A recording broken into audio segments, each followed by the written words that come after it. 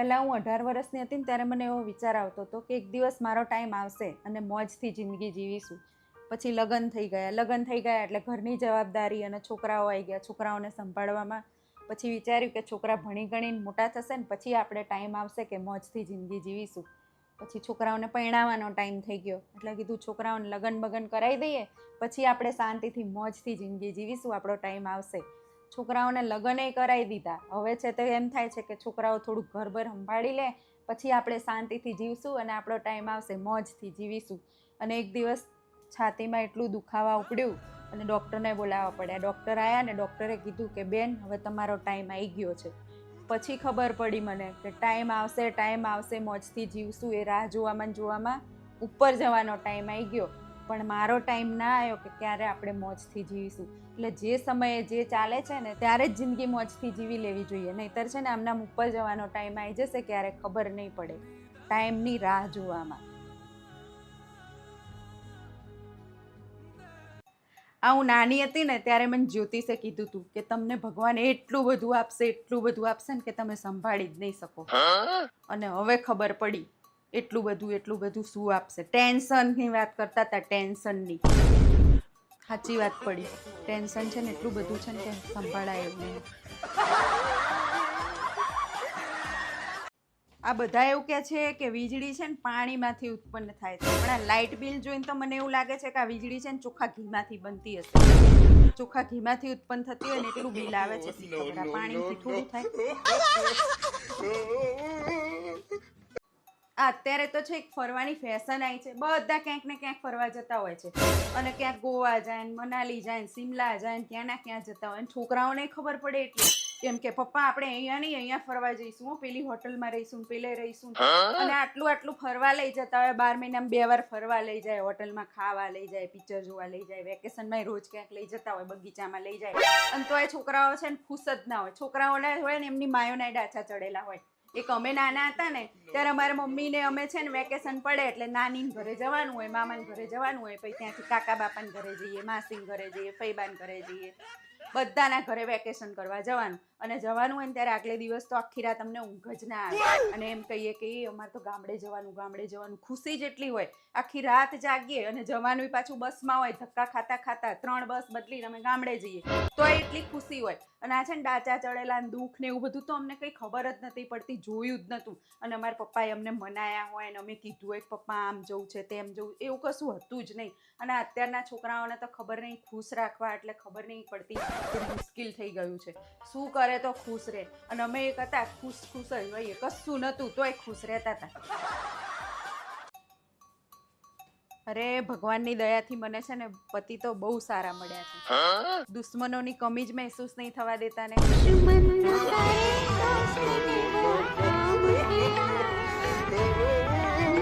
આ મા બાપ છે ને પોતાની દીકરીઓનો સ્વભાવ જાણતા જ હોય છે કે મારી દીકરીને શું ખોટ છે અથવા તો શું એનામાં ઉણપ છે.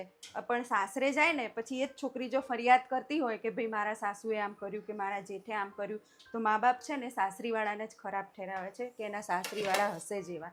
પણ ઘણીવાર એવું નથી હોતું. ઘણીવાર છે ને દીકરીઓની પણ ભૂલ હોતી હોય છે. આ બધી છોકરીઓની વાત નથી, અમુક છોકરીઓની વાત છે કે મા બાપ જાણતા જ હોય છે કે એમની છોકરીઓમાં શું ફોલ્ટ છે, અથવા તો એ કહેતા હોય છે કે મારી છોકરી તો છે ને ગમે એને ફટાફટ જવાબ દઈ દે, હોમાં હુંરી પડે એવી છે. તો એ સાસરીમાં છે ને સાસુઓને દિયરને જેઠને ઘરવાળાને બધાને એવા જવાબ દઈ જ દેતી હોય. એટલે એનો મતલબ એ નથી કે આપણી છોકરી હોમાં હુંરી પડે એવી છે.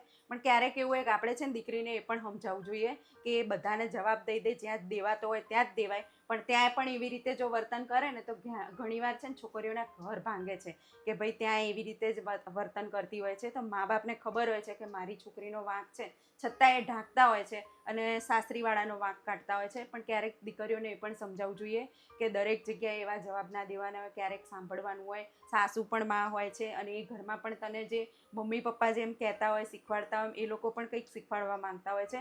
તો અમુક વાર નાની નાની વસ્તુમાં છે ને દીકરીઓના ઘર ભાંગતા હોય છે.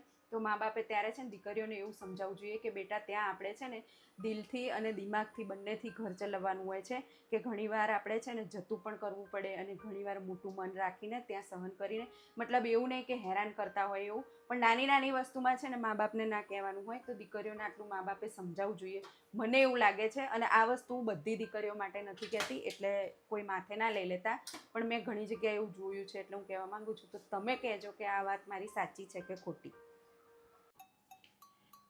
આ મોદી સાહેબ તમે ફરવા જવાની ના પાડી ને વિદેશ નહીં જવાનું પેટ્રોલ હું તો બહુ ખુશ છું કે તમે ના પાડી કેમ કે છે ને તમે ના નથી પાડી ને તોય અમને ક્યાંય ફરવા નતા લઈ જતા અને જીવ બળી નડતો થઈ જતો તો આ બધાય ફરવા જતા હતા અને રવિવારે છે ને ક્યારેક લોહી પીએ ને કે મને ક્યાંક લઈ જાઓ તો બહાર લઈ જાય તો ક્યાં લઈ જાય શાક માર્કેટ કરિયાણાની દુકાને બસ શાક લેવડાવીને કરિયાણું લઈને ઘરે અને ઘરે આવીએ ને ત્યાં ઘરના પાછા લોહી પીવે કે આ તો દર રવિવારે આવે ને ત્યાં ઉપાડો લે બહાર જવું દર રવિવારે બહાર જાય કે મારા બધા એટલે આ પણ બહાર એટલે શાક લેવા લઈને જાય ક્યાંય ફરવા લઈને નહીં જતા એટલે હવે જીવ તો ના બળે તમે ના પાડી તે ના જ પાડજો જવા જ ના દેતા કોઈને આ મારા બેટા મને છે ને પછી બધા સ્ટેટસ મૂકીને પછી બાળે છે અમે આમ ફરવા ગયા તમે ના પાડો ને કોઈ ના જાય શાંતિ ફરી મને ના લઈ જાય કોઈ ના જાય બસ ના જ પાડજો સારું કર્યું ના પાડી.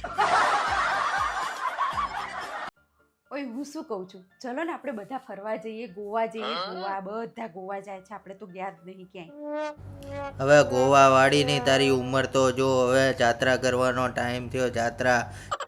તમારી વાત તો સાચી છે હો હવે ગઈઢા થઈ ગયા જાત્રા કરવાનો ટાઈમ થયો હું તમને પહેલાંય કહેતી હતી ત્યારે તમે એવું કહેતા હતા કે આપણે જઈશું ઉંમર થાય ને પછી બધું પરવારી જઈએ પછી જઈશું પરવારી જઈએ હવે પરવારી ગયા તો હવે કહો છો કે ગઈઢા થઈ ગયા તો આપણે તો પહેલાંય ક્યાંય ના ગયા અને હવે તમે કહો જાત્રા કરવાનો ટાઈમ થઈ ગયો હવે એમ નહીં ફરવા જ નહીં જવાનું ક્યાંય આપણે અને જાત્રા કરવાય તમે શું કહો છો કે ના મને તો એટલે બધે દૂર થાક લાગી જાય ને અહીંયા તો બધા બહુ દિવસ રહેવાનું હોય ને તો તમે તો ક્યાંય લઈ જ નહીં જતા. જાત્રા કરવા જવાનું હોય પણ અત્યારે આપણે સગવડતા તો જોવી જોઈએ ને હજુ બધા ખર્ચા બાકી છે બધું બાકી છે પછી જાત્રાએ જવાય. તમારી વાત તો સાચી છે હો આપણે આ બધું ક્યારે પૂરું થશે પહેલાં એવું કહેતા હતા કે છોકરાઓને ભણાવવાના છે ને મોટા કરવાના છે ને પરણાવવાના હવે પરણાવી દીધા તો હજુ એવું કહો છો કે એમને લાઈને કરવાના છે ને ઘર લેવું છે ને તો આપણે આપણા માટે ક્યારે જીવીશું બસ છોકરાઓનું જ કર્યા કરવાનું અને છોકરાઓ તો બધા એમની રીતે ફરફર જ કરે છે આપણે જ બસ એમનું વિચાર કરીએ છીએ કે એમના માટે ભેગું કરીએ. અરે તારી વાત તો સાચી છે આ છોકરા બધે ફરતા હોય છે પણ આપણે છોકરાઓનું વિચારીને ક્યાંય ફરવા જતા નથી. હાલ આપણે અઠવાડિયું ક્યાંક ફરતા આવીએ. સાચું કહો છો આપણે જઈએ ફરવા હવે મને એવું લાગશે કે હું ખુલ્લા આકાશમાં ફરું છું આખી જિંદગી આ દિવાલોમાં અને ઘરના કામમાં છોકરાઓમાં કાઢી નાખી હવે આપણે પણ આપણા માટે જીવીશું. હું બધી તૈયારી કરી દઉં. આ મને એક વિચાર આવે છે કે આ આપણે તડકે જઈએ ને તો આપણે કાળા થઈ જઈએ તો આપણા ધોળા વાળ છે એ કેમ કાળા નહીં થતા હોય. આ પિક્ચરમાં બતાવે છે ને કે ઓલા ભૂતો છે ને સફેદ કપડાં પહેરીને આવતા હોય તો મને ઘણીવાર એવો વિચાર આવે છે કે આ ભૂત સફેદ કપડાં સીવડાવવા ક્યાં જતા આ બધા એવું કહેતા હોય છે કે પૈસા છે ને પૈસા બોલે પણ મારા પૈસા તો બોલતા જ નહીં મને એવું લાગે છે કે આ બોબડા તો નહીં હોય ને પૈસા આ બધા એવું કહેતા હોય છે કે ધીમે બોલો ધીમે દિવાલોને કાન હોય છે કાન દેખાતા કેમ નહીં દિવાલના. આપણે બધા ઘણીવાર એવું વિચારતા હોઈએ છીએ કે હું નહીં હોય તો આ ઘરનું શું થશે હું નહીં હોય તો આ વસ્તુનું શું થશે આપણે બધા જ વિચારતા હોય છે લગભગ કે આ શું થશે એમ પણ ઘણીવાર આપણે એવું નથી વિચારતા કે આ દુનિયા જો આપણે નથી તોય ચાલવાની છે છીએ તોય ચાલવાની છે અને કાલે સવારે આપણે નહીં હોઈએ તોય આ ઘર અહીંયા જ રહેશે અને આ ચાલશે જ.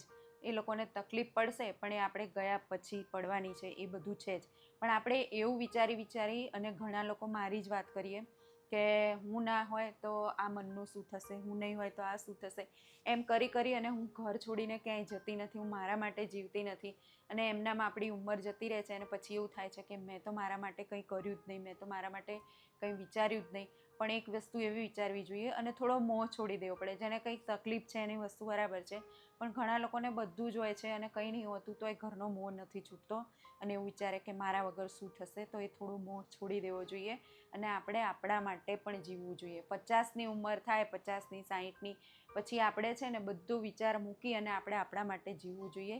કેમ કે જો અત્યારના તમે જુઓ તો છોકરાઓને વહુઓને બધા છે એ તો કમાતા હશે કે નહીં કમાતા હોય કંઈ બી હોય, પણ એ તો એમના મોજ શોખ પૂરા કરે જ છે.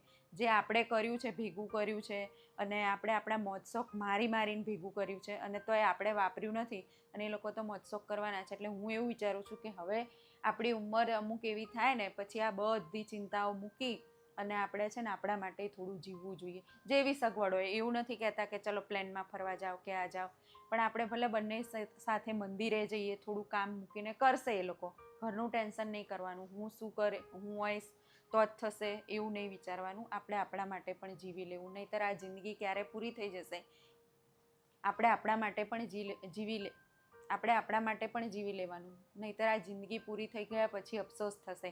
ઘણીવાર એવું થાય કે પતિ પત્ની બંને હોય જોડે ત્યાં સુધી ક્યાંય જવાનો મેર ના પડે, અને પછી એક વ્યક્તિ ઓછું થઈ જાય પછી આખી જિંદગી વિચારે કે અમે બંને ક્યાંય ફર્યા નહીં, અમે ક્યાંય ગયા નહીં. એટલે જ્યારે આપણે ભગવાને આપ્યું છે તો આપણે આપણા માટે પણ થોડું જીવી લઈએ.